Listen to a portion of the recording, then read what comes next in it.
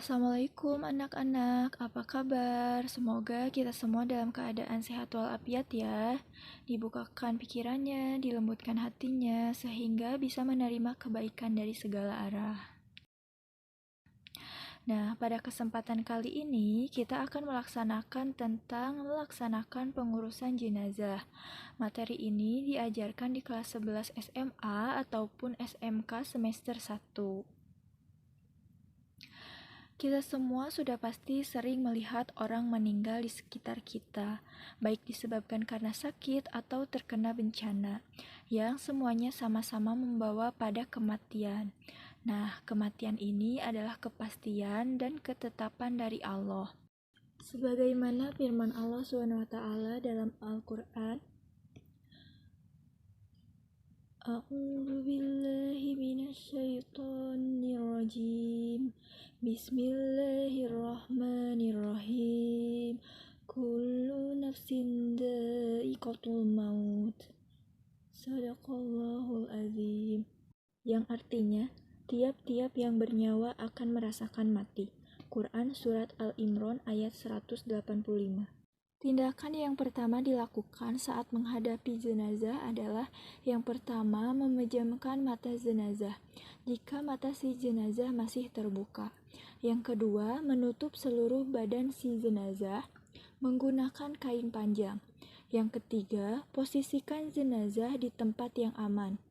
Dan yang keempat, kerabat dekat tetap boleh mencium si jenazah. Hukum merawat jenazah adalah fardu kifayah. Perawatan jenazah yang dimaksud meliputi memandikan, mengkafani, mensolati, dan menguburkan jenazah. Kita bahas yang pertama yaitu memandikan. Jenazah yang wajib dimandikan, yang pertama, haruslah jenazah orang Islam. Selain orang Islam tidak wajib dimandikan. Kemudian yang kedua, ada tubuh yang dimandikan. Adapun yang berhak memandikan jenazah adalah yang pertama, jika jenazah laki-laki yang memandikan laki-laki juga, selain istri dan mahramnya. Yang kedua, jika jenazah perempuan, yang memandikan harus perempuan juga selain suami dan mahramnya. Yang ketiga, jika suami atau istri yang meninggal, yang paling berhak memandikan adalah suami atau istri dibanding yang lainnya. Beberapa hal yang harus diperhatikan saat memandikan jenazah yaitu yang pertama, tempat memandikan jenazah harus dalam keadaan tertutup dan tidak ditonton orang banyak. Yang kedua, letak jenazah di atas nipan atau tempat yang lebih tinggi. Yang ketiga, saat dimandikan, jenazah harus ditutup seluruh auratnya. Yang keempat, menyapu perut mayat untuk mengeluarkan kotoran yang masih tersisa di dalam perut. Yang kelima, ganti sarung tangan, kemudian bersihkan gigi dan mulut mayat. Yang keenam, bersihkan seluruh najis dan kotoran yang melekat pada tubuh mayat. Yang ketujuh, mewudukan mayat, kemudian membasuh seluruh tubuhnya. Kemudian yang terakhir, disunahkan dibasuh 3-5 kali dengan air yang ada wanginya. Kemudian kita masuk ke bahasan yang kedua, yaitu mengkafani jenazah. Jumlah kain kafan yang digunakan adalah untuk jenazah laki-laki minimal selembar dan sempurnanya 3 lembar. Sedangkan jika untuk jenazah perempuan minimal selembar dan sempurnanya 5 lembar. Setiap lapisan kain kafan diberikan kapur barus dan dilaksanakan pengkafanan jenazah dengan sebaik-baiknya.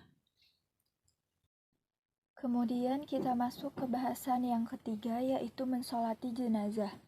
Sholat jenazah hampir sama dengan sholat biasanya, namun tidak menggunakan ruku dan sujud. Posisi jenazah diletakkan di depan imam dan semua makmum berdiri di belakang imam. Diusahakan menjadi 3 shaf atau lebih.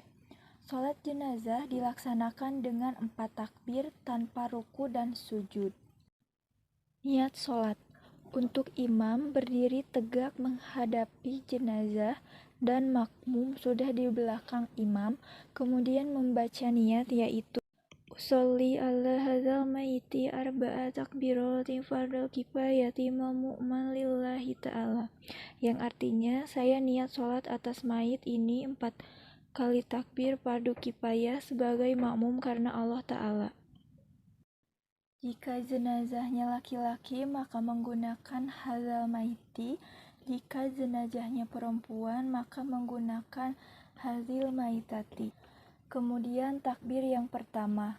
Setelah takbir yang pertama, kemudian membaca surat Al-Fatihah.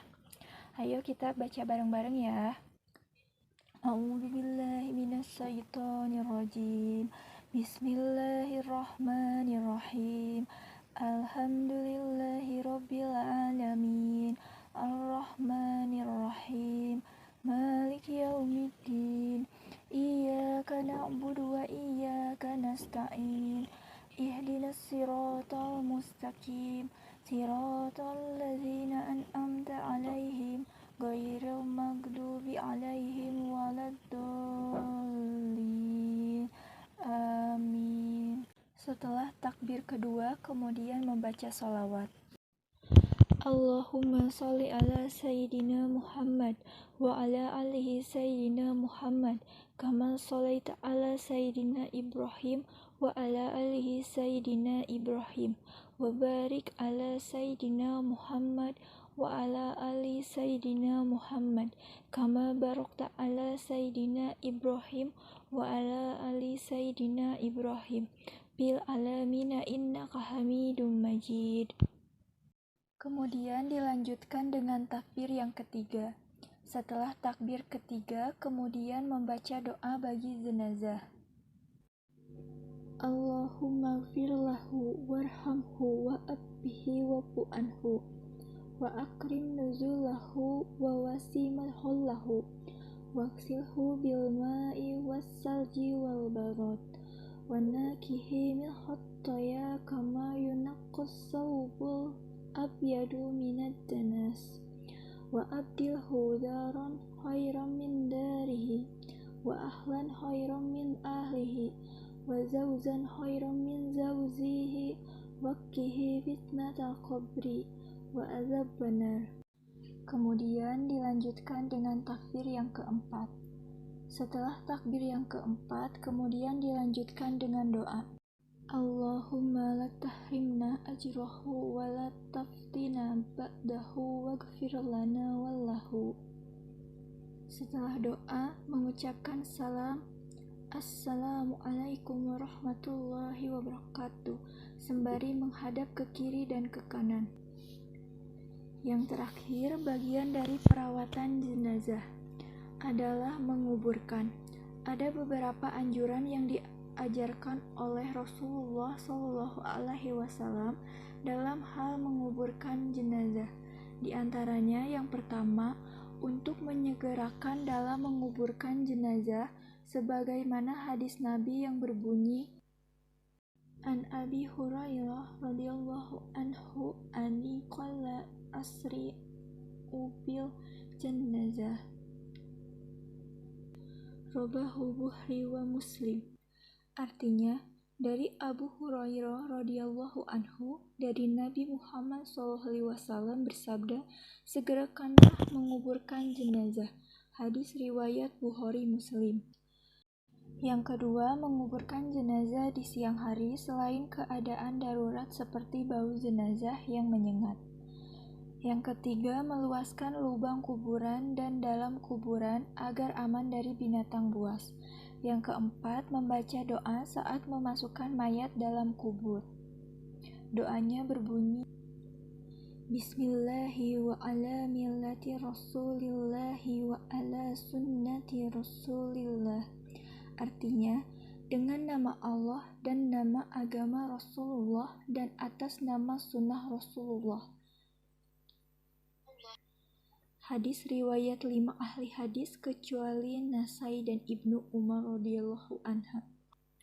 Yang kelima, sebelum jenazah dimakamkan, hendaknya ahli waris menjadi jaminan hutang si mayat. Dari materi yang sudah dijelaskan tadi, hendaklah terbentuk perilaku mulia terhadap tetangga atau saudara yang tertimpa musibah kematian, yaitu yang pertama mengunjungi atau takziah tetangga ataupun saudara yang terkena musibah kematian dan mendoakan sang jenazah. Yang kedua, ikut melaksanakan fardu kifayah, yaitu membantu pengurusan jenazah. Yang ketiga, semampunya dan seadanya memberikan bantuan atau sumbangan baik berupa uang, makanan, ataupun tenaga. Yang keempat, menghibur ahli musibah serta menasehatinya agar bersabar dan terus berdoa bagi si jenazah. Demikianlah pembahasan tentang pengurusan jenazah.